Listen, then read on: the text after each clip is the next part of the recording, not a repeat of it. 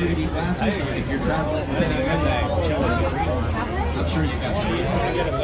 They're safest in the center of the aisle, away from the outside. The tram shakes around a lot sometimes, so it's good to have people padding on both sides of the room. Adam's our driver, and it looks like we got the thumbs up, so let's wave goodbye to everybody. Bye, everyone. Their time is coming. Our time is now. The Universal Studios tour. Did I do a good one?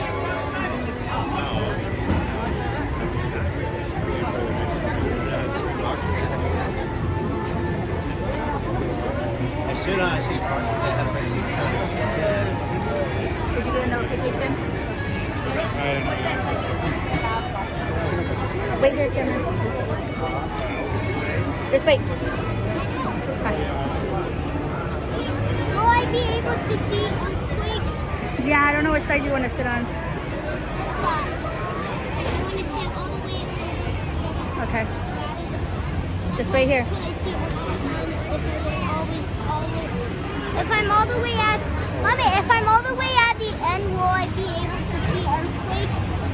I'll be able to see Yes, you will. at the end. I still got room in car 4 if you want. We're gonna wait. Thank you, though.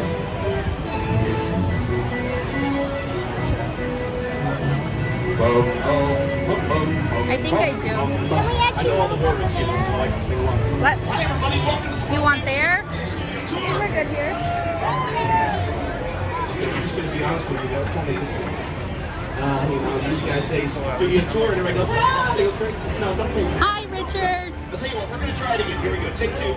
Welcome to the world famous Universal Studio Tour. Hey, you sound excited, I like that. My name is Luke, I'm going to be your tour guide. Somebody say, hi Luke. And what's your name? Nice to meet you. There we go. We're on a first name basis. We want to make sure everybody's got 3D glasses. This is very important. If you do not have a pair, put your hand in the air. Leave it there, like you just don't care. Somebody bring you a pair. I was dropping bars there, Alex. Let's have flow. Okay. This is our driver, Alex. Somebody say hi, Alex. He's the most important person on the tram. You know why? Because without him, we'd be walking. 400 acres. There are hills. But one other thing, we have these smaller guests. When I say a smaller guest, I mean sitting in the chair, the feet don't quite hit the floor. Hey, Bears, how you doing? But we want to make sure they're not on the outside edges. So if you have any smaller guests, make sure there's at least one person in. You know why? The tram's going to move, and it's going to shake. We don't want those smaller guests falling off the side. That's what happened to me when I was a kid. I've been stuck here ever since. I don't want that to happen to them. So, smaller guests towards the middle. Let me ask you a question. Now, respond with noise. Don't put your hand in the air, because if you put your hand in the air, you know what will happen? Somebody bring you a pair of 3D glasses. We don't want that. So, make some noise if this is your first time taking the studio tour. First time? Wait, Alex, this can't be your first time taking. Okay. All right, we got a few first timers here. Now, make some noise if you've taken the tour before. It should be one or the other, pretty much. You either have or you haven't. But the thing about the studio tour is not a theme park ride. We're going to take you to the biggest and busiest movie and TV production studio in the world. We're going to show you some cool stuff, and it's different every time you take it. Somebody say goodbye to all those people inside. Goodbye, everybody. Bye. We'll see.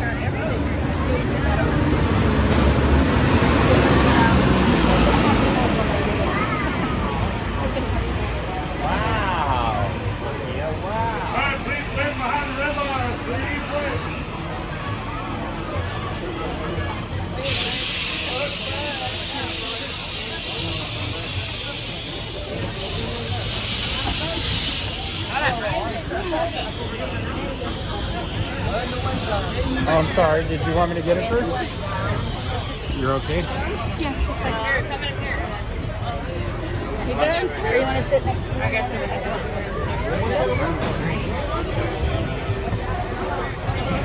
Hey, Diana. Go for the other one. One of these days we'll get the electric.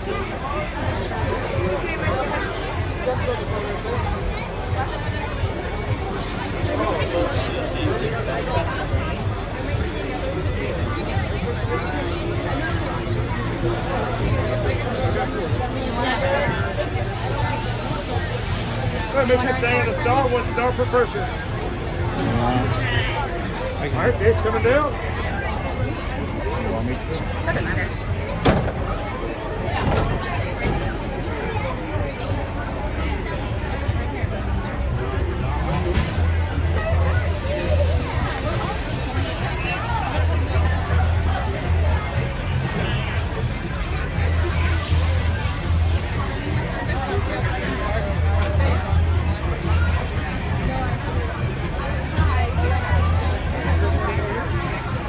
Hey everyone, welcome to the world famous Universal Studios tour right here at Universal Studios Hollywood, the entertainment capital of LA. Sing along.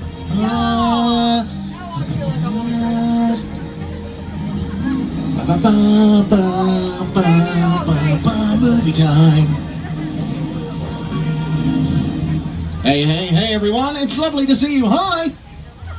Hello everybody, my name is Paris and I'm from London. I know that's complicated, but hopefully we can get along. It's nice to see you all. Hello! Please make sure everyone has their own pair of 3D glasses. If you don't have a pair of 3D glasses, put your hand above your head and we will bring you a pair straight away. Please move all the way up to the right hand side of the tram, take all the available seats, and if you have any small children with you today, say their feet don't touch the ground. Now would be a great time to move them towards the centre of the tram, and that's for their own safety. Thank you very much. Fantastic. Please mind your arms and legs as we close the gates to the Universal Tram, because the gates are big and metal, and you guys are squishy, so please be careful. Everyone, our driver today is Tony. Everyone say hi, Tony. Hi, Tony. Without him, we have to walk. And seriously, he's fantastic. How are you, Tony? Are you good? Excellent. I'm well too. Should we do a tour? Let's do a studio tour, everyone. Wave goodbye to all the people on the left-hand side. Bye, everyone. Have a great day. Bye, Nikki. Have a good time. Hi.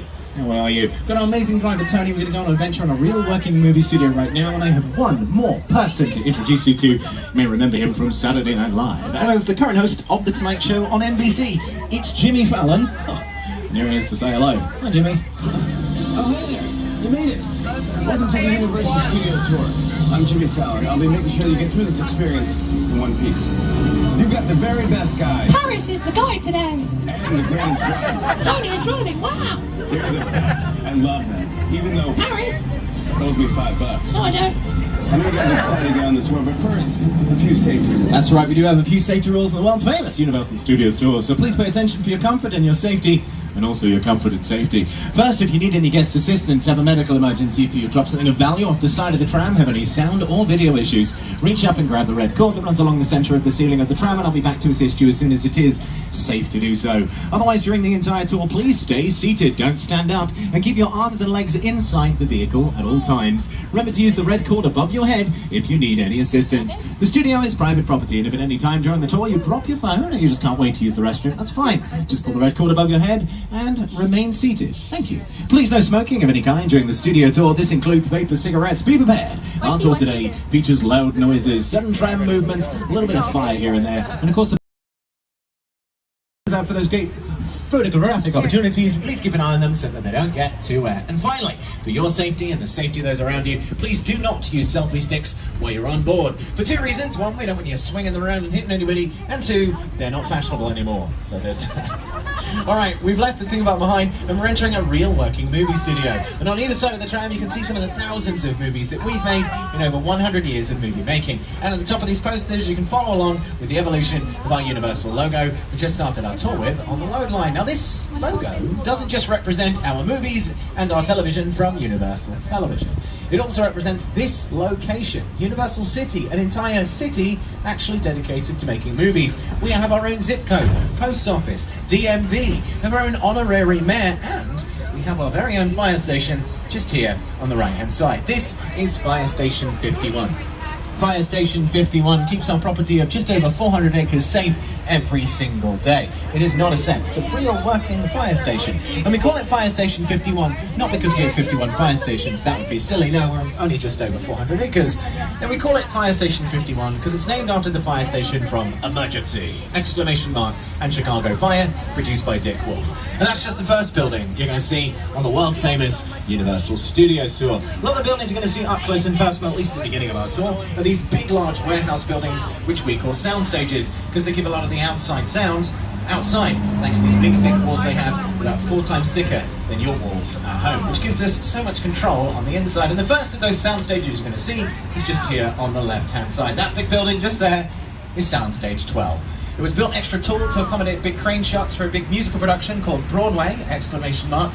It's where they spun the bus for Christopher Nolan's Inception starring Leonardo DiCaprio, and that's where they used to air The Voice live, which we still do right here from Universal Studios Hollywood, just in different sound stages now with our coaches this season, Blake Shelley Clarkson. Song contest with Snoop Dogg. We have a lot of sound stages. We're getting close to 50 at this point, and we are doing our best to make them a little bit more smart. Before, in the old history of Hollywood, whenever a soundstage had something in it that didn't go as well as they'd like, they changed the number on the soundstage to try and shake up the luck. We don't do that anymore. We decided it actually is kind of difficult to find where you're meant to go. So now we're renumbering all of the sound stages from front to back, from 1 all the way up to the 40s at the other end, making it a lot easier to know where you're meant to go when you come filming here. These two sound stages on the left here, both been used for Superstore, starring America Ferrera, Ben Feldman, and Colton Dunn. That's also where they filmed the new seasons of Saved by the Bell with Mario Lopez and Elizabeth Berkley, and even the new reboot of Bel Air, starring Jeffrey Banks and Adrian Holmes. That's all filmed here. That's just a little bit of what's filmed down here on the Universal front lot. Some other things happening on the front lot. Over here on the right is where they're doing some construction for Super Nintendo World. Woo indeed, Car One. You are correct. I'm very excited, and you should be too. We're very excited to announce that Super Nintendo World will be opening in 2023 here at Universal Studios Hollywood. You can find updates about Super Nintendo World on our website and social media accounts, and you should. It's going to be really fun. And it's not long now before you're going to be able to take a few steps into the Mushroom Kingdom yourself. How cool. Anyway, back to the movie studio. Over here on the left, there's a really big building with a white top and black at the bottom. That is another soundstage. That's where they filmed the Mindy Project, starring and produced by Mindy. Hacks, starring Emmy Award-winning Gene Smart and Megan Salter. And that's also where they built Mission Control for Apollo 13 and Ron Howard. It was very cool. Realism was an essential element for Apollo 13. After all, we were recreating an important moment in American history, a moment many Americans witnessed on television. We thought about filming in Houston, Texas, where the original control room for the Apollo missions still exists. Unfortunately, NASA's engineers didn't have filmmaking in mind when they built Mission Control. Since there was no room for the elaborate camera cranes and tracks we needed for the shots, we had to build our own Mission Control. Everything had to be exact, even down to the tiniest detail. Because it's the tiny details that bring the big picture together, and we have everything we need right here on the Universal front lot to put our sets together, put them inside of a soundstage, and create a believable imaginary interior that takes you on a journey that you love so much. Now, these sound stages here on the right, just after these minions, have both been used for the TV show Coach, starring Craig T. Nelson, and the TV show Parenthood, also starring Craig T. Nelson, Monica Potter, and little Max Birkenholder, who's a lot bigger now, and now in the TV adaptation of Ted, currently being streamed on Peacock. This soundstage here on the right, that's where they filmed a little bit of Furious 7 for the Fast and Furious franchise. Hollywood Game Night filmed in there with Emmy Award-winning Jane Lynch as host. It's where they filmed The Good Place with Kristen Bell and Ted Danson. It's also where they filmed Mr. Mayor with Ted Danson as well. And all of these stars, now they're the offices for some of the top writers, directors and producers. Nation Entertainment over here have brought Secret Life effects not only to the big screen, but also the Brighton Park. It's pretty cool. But here's something you should check out. Bungalow 5195 on the left used to belong to the incomparable Alfred Hitchcock. You said you remember that office. I said, no, I can never use Hitchcock's office. That's right. A museum. Very excited just to know that he was there and walk by him when he was in that office. Hitchcock is everywhere. And that's why Hitchcock was walking around the commissary. Hitchcock had his bungalow on the lot. I used to go see Alfred Hitchcock. I loved working with him. I highly respect him. He really understood fear and terror. The birds. That was a really scary movie. Birds? Oh, man. That had me looking at crows like for the next 10 years. Psycho, of course. Vertigo. One of the all-time great masterpieces. Hitchcock was master. Yes, he was. And we love working with master directors like Alfred Hitchcock because they love working with us, because we're so well equipped. These buildings on the left, some of the newest sound stages in all of Hollywood. It's where they filmed the new seasons of Will and Grace, World of Dance, America's Got Talent, and even lately, Lopez versus Lopez. But that's the end of the front lot, where we film inside of our sound stages, where we build our sets, and where the studio tour begins. But out here on the back lot is where we film our exterior scenes on a gigantic scale. A lot of what you're going to see from now on in the studio tour, we call facades. A facade is just the front and sides of buildings, because we only need to build what the camera will see, because your imagination, the most powerful special effect in Hollywood, it fills in the rest. This area on the right is called Brownstone Street. It's been featured in Home Alone 2, How I Met Your Mother, The Mindy Project, World of Dance, America's Got Talent, The Voice, and it's even where Jim Carrey lived in Bruce Almighty. Have a look. Raise the dog! Inside bad, outside good. Inside bad, outside good.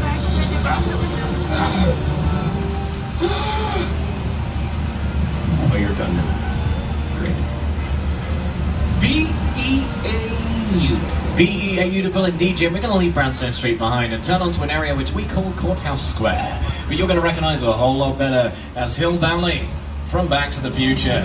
Yeah.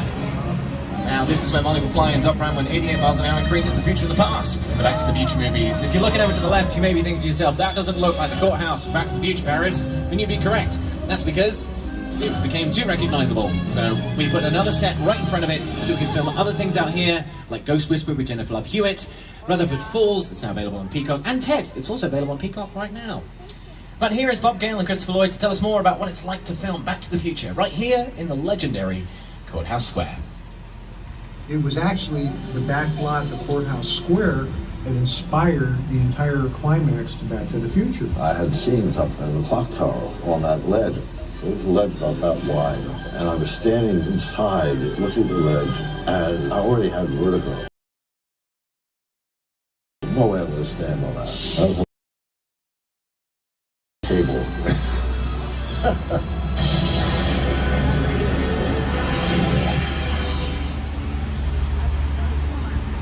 And we're going to leave our time. I love that place. There's been some really lovely things that are filmed there. To Kill a Mockingbird filmed there, Hairspray Live, and even episodes of Good Place as well. They filmed a lot around here. And they filmed on this street too. This is our New York Street. And New York Street's just a little bit of the Big Apple. And here's Jimmy Fallon to show you a bite of what it's like on screen. Hey everyone, welcome to New York. I got my start right here in New York on Saturday Night Live. This is actually my old neighborhood. What's got mugged over there? That old woman, tough lady. This is my favorite hot dog guy. Hey buddy, how's it going? Remember me? No. Just like old times. Gotta love New York City. Hey, I'm walking here. Hey, it's cool, guys. I was just walking there. So it's not exactly New York, but a lot of times when you see New York in the movies, it was shot right here on the Universal Metro sets. If you can make it here, you can make it anywhere. Even if you make it here on the Universal lot. That's right. If you make it here, you can make it anywhere. We have our own Macy's, our own Broadway theatres, even our own obstacle courses for American Ninja Warrior, which they film on this street, but not in the real world. I know. They also, any fans of American Ninja Warrior know that that's a very intense course, right? It's a lot of jumping and running and climbing and all of that business. Now, the thing about that show is you'll notice that it's often dark when you watch it. That's because they film it at 3 o'clock in the morning. Yeah. American Ninja Warrior filmed at 3 o'clock in the morning because during the day the sun moves in the sky and it could glare in the eyes of someone at one point in the course and then not on the next contestant's run. So they film it at night so that it has a consistent light for everyone and makes it fair. It does mean that they're doing all of that stuff very early in the morning. And I am impressed. I could barely lift a cup of coffee at 8, let alone at 3 o'clock in the morning. Oof. Now this street's been used for more than a big, obstacle course thing. It's also been used for Captain America, the First Avenger, when he gets his superpowers for the first time, jumps over all of those cars, saves that little child. That was all filmed on our New York street. The only problem they had is that scene was set in like 1940s New York, America. And so what they did is they covered it with a huge piece of green screen material and they just deleted it in post-production. So if you go and watch that movie, you'll notice that there's like an empty lot on the street. It's surrounded by a metal chain fence.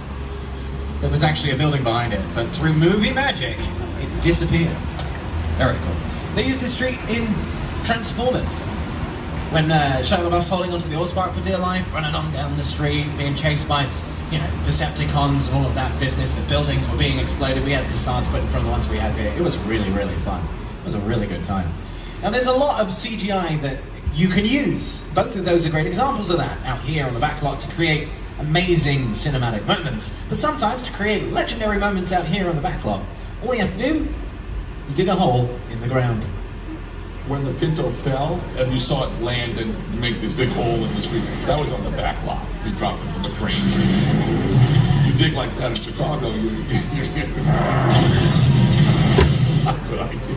When people ask me from all of the movies I've ever done, what was the most satisfying and the most fun, I've got to say Blues Brothers. We got to sing, we got to dance, got to drive, and trained with the best stunt people in the world, and got to be an actor and a writer. So it was a good piece of work. Danny called John America's Guest because just didn't walk into anybody's house. During the shooting of the movie, John was missing, we couldn't find him. Danny went off looking for him. He saw a light on in this one house and knocked on the door.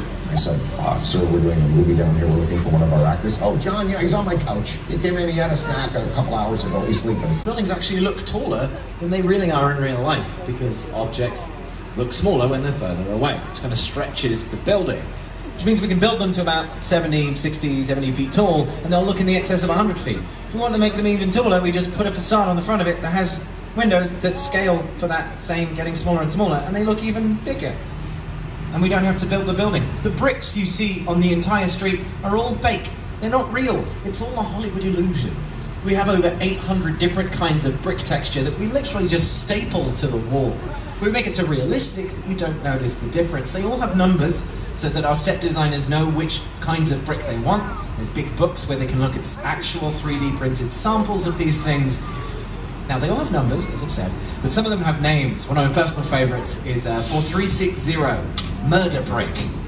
Murder Brick was used a lot on CSI because it looks like the kind of brick that you'd get murdered in front of. Which I hope is fairly obvious. Now, these little tricks, all the things I've told you about, have been used by some great directors on that very street. Michael Bay, John Landis, Steven Spielberg. Another director who we love to work with is Peter Jackson, and here he is to tell us where we're headed next. Good luck, everyone. It's the original King Kong that made me want to direct movies. I saw that movie on TV and I wanted to become a filmmaker. Take you away from your real life and sweep you up in adventure. Kong literally does that. I mean, you're on board the ship, you're sailing to a lost island, you're encountering monsters and creatures from, prehistoric times. So I was thrilled when Universal invited me back to Skull Island, and it's great to have you along for the ride. Now, we have created this 3D immersive experience, so you're going to have your glasses ready. Don't put them on yet, but just have them in your hand because we're about to return to Skull Island. Please remember to remain seated as we enter Skull Island. Take this moment to turn off the flash on your devices. You will not need it. And that helps avoid you blinding the people around you, and of course, scaring the wildlife, which we do not want. We'll be entering Skull Island in just a moment. We really put a lot of thought into the character and personality of Kong. I mean, he's so much more than a monster. In fact, he's not a monster. He is an incredibly majestic, ancient creature. He's a force of nature. He's old, he's wise, he's proud, he's fierce, and obviously he has a heart. The most important feature of Kong are his eyes. Kong's eyes are wonderfully expressive. They're full of emotion. His eyes are like a window into his personality and his heart.